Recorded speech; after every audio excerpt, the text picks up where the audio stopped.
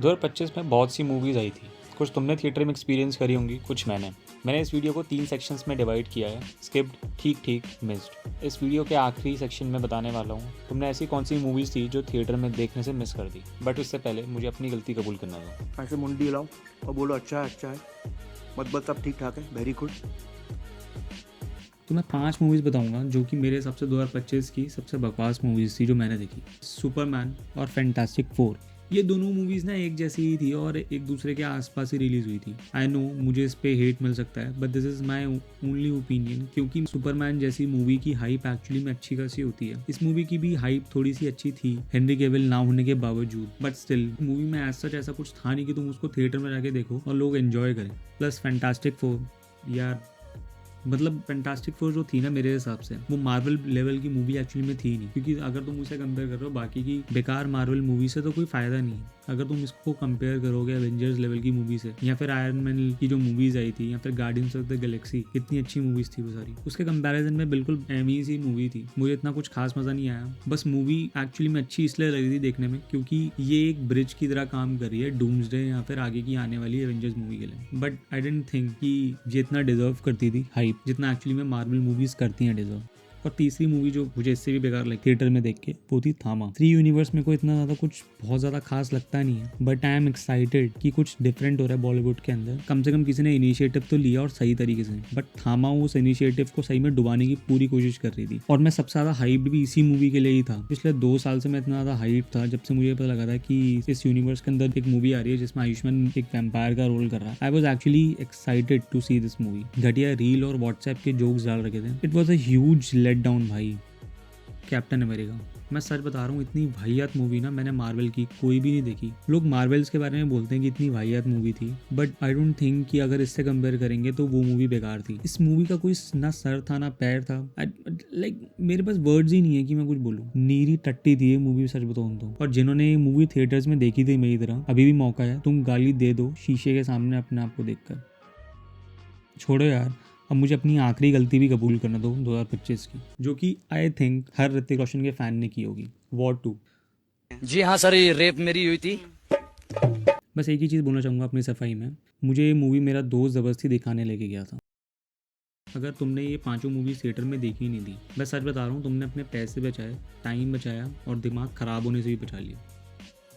अब आते हैं अपने दूसरे सेक्शन पे, जो कि बीच की मूवीज़ थी। अगर तुमने थिएटर में देखी तो भी ठीक है, नहीं देखी तो भी ठीक है। पहली मूवी आती है how to train your dragon. यार देखो, मैंने ये मूवी एक्चुअली में सिर्फ और सिर्फ इसलिए देखी थी क्योंकि मुझे इस मूवी की एनिमेटेड फ्रेंचाइज बहुत पसंद है। स्टोरी मुझे ऑलरेडी पता थी, but still I wanted to watch कि ये लाइव एक्शन में कैसी लगती है। The only thing I want to express my feelings on इस इसके 3D पार्ट जो थे मूवी के अंदर, वो एक्चुअली में एक्सपीरियंस करने में मज़ा आया था थिएटर में। इसलिए मैंने इस मूवी को स्किप वाले सेक्शन में ना रख के मिड में डाला। सेकेंड मूवी है मिशन इम्पॉसिबल 8। ये लास्ट मूवी थी टॉम क्रूज की मिशन इम्पॉसिबल फ्रेंचाइज की। बड़े बड़े एक्शन और चेस सीन थिएटर में देखने में अलग ही मजा है, और ये फ्रेंचाइज उसी के लिए फेमस थी टॉम क्रूज के अलावा। बट इसमें एक्शन सीन इतने बड़े थे नहीं, और चेजिंग सीक्वेंस तो आखिरी वाले पार्ट में थे ही नहीं। It was some kind of a let down, but movie इतनी बेकार भी नहीं थी कि आप इसको थिएटर में एक्सपीरियंस ना करो। और जब ये आखिरी मूवी थी मिशन इम्पॉसिबल की, जहाँ पे स्टोरी पूरी की पूरी कंक्लूड कर रहे थे वो किसी तरीके से, तो देखना भी बुरा नहीं था। पर यहाँ पे आखिरी और तीसरी मूवी आती है जिसके लिए प्लीज़ आप लोग मुझे गाली मत देना, क्योंकि मैं इसका एक एक्चुअली में रीज़न दूंगा क्योंकि मैंने इसको स्किप वाले सेक्शन में क्यों नहीं डाला। तीसरी मूवी थी मेरी जाट। क्या बोला तूने? Please listen to me before you जज। ये मूवी ना बेस्ट एग्जाम्पल है सिंगल स्क्रीन थिएटर्स में देखने का। Movie was not worth watching in a theatre, but how it survived in this list was crowd reaction.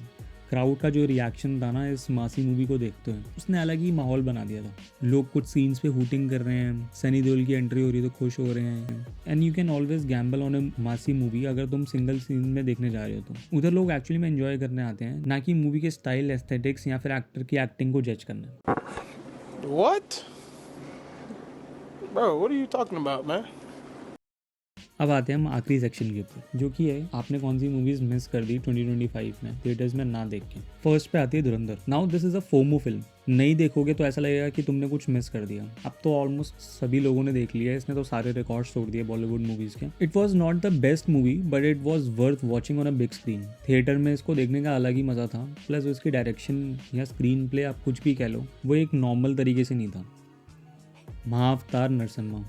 भाई ये मूवी 3D में देखने में इतना मज़ा आया था ना। मैंने इतना टाइम बाद इंडिया की कोई एनिमेटेड मूवी देखी है और एक्चुअली में अच्छा लग रहा था यार देखने में। और मैंने भी ये कोई first week, second week, third week में भी नहीं यार, मैंने आई डोंट रिमेंबर, बट मैंने शायद से फोर्थ वीक में देखी थी। स्टिल जो पूरा थिएटर था वो पूरा पैक्ड था भाई, और हाउसफुल थिएटर था यार।